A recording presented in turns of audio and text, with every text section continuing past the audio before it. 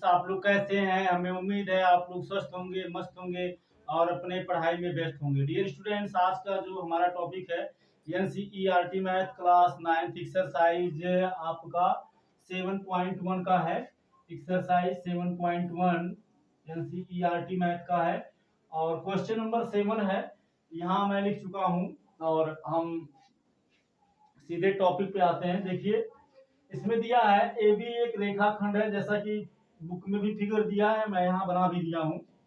A B एक रेखाखंड है, पी इसका मध्य बिंदु है। कहने का मतलब है पी जब मध्य बिंदु होगा ए बी का, तो जितना डिस्टेंस ए से पी का होगा, मतलब अगर ए से पी के बीच की दूरी 10 सेंटीमीटर है तो पी से बी के बीच की दूरी भी 10 सेंटीमीटर ही होगी।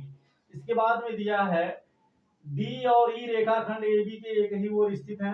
एक डी है और एक ई है, एक ही ओर, मतलब ये ऊपर की अगर ए बी नीचे की ओर हम बना हुआ है तो डी ई ऊपर की ओर है। और इस प्रकार से है कि बी ए डी बराबर B B A D, B A D मतलब ये वाला कोण बराबर है, इसके बराबर है ए बी ई।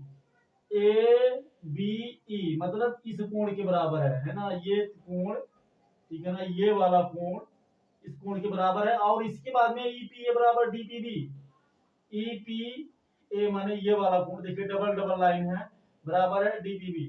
तो हमको प्रूव करना है, सिद्ध करना है डीएपी सर्वांगसम है ईबीपी के और एडी सर्वांगसम है बीई के। तो चलिए हम सीधे टॉपिक पे आते हैं। पहले हम यहाँ लिखते हैं दिया है, ठीक है ना, क्या है, पहले हम लिखते हैं दिया है, दिया है, ठीक है, क्या दिया है, दिया है, जो दिया है वही हमें लिखना है।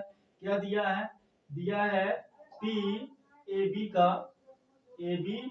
का मध्य बिंदु है, ए बी का मध्य बिंदु है, ठीक है ना, मध्य बिंदु है। और क्या दे रखा है, और इसके बाद में दिया है, और दिया है ईपीए, एंगल ईपीए बराबर एंगल डीपीबी, और उसके बाद में दे रखा है angle angle angle B A D, angle B A D बराबर दिया है एंगल ए बी, ठीक है ना।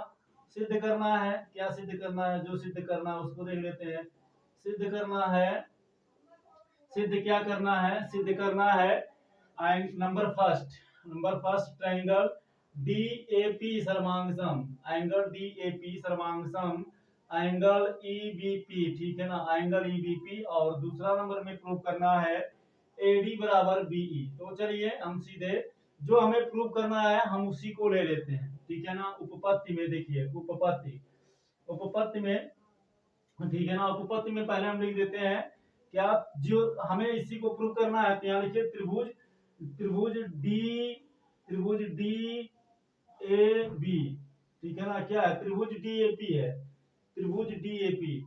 यहाँ लिखिए त्रिभुज डी ए पी तथा त्रिभुज डी ए पी तथा त्रिभुज ईबीपी में, त्रिभुज ईबीपी में, ठीक है ना, दोनों त्रिभुज में हमने ले लिया।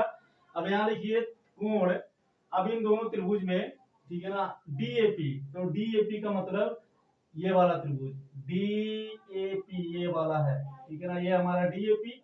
और ईबीपी का मतलब ये वाला, ये हमारा है ईबीपी, ठीक है ना, ये वाला त्रिभुज। तो दोनों त्रिभुज में पहले यहाँ जो दिया है वही हम लिख देते हैं। क्या दिया है, एंगल ईपीए, एंगल ईपीए बराबर क्या है, बराबर है एंगल डीपीबी, ये दे रखा है। कहां से आया, यहाँ लिखिए दिया है, ठीक है ना, दिया है कि ये दोनों क्या है, बराबर है। चलिए अब क्या करें, अब अगर इसमें हम ये एंगल ईपीए मतलब ये वाला कोण इस कोण के बराबर है, अगर इसमें हम जोड़ दें एंगल ईपीए में जोड़ दें है ये इतना, ये इतना क्या है, ईपीडी है, एंगल ईपीडी, ठीक है ना, बराबर एंगल डीपीबी, एंगल डीपीबी माने ये वाले में इसमें भी यही जोड़ दें एंगल ईपीडी, ठीक है ना, मतलब मान में कोई परिवर्तन नहीं होगा, कि होगा, बिल्कुल नहीं होगा, 100% नहीं होगा, क्योंकि ये इसके बराबर पहले से था।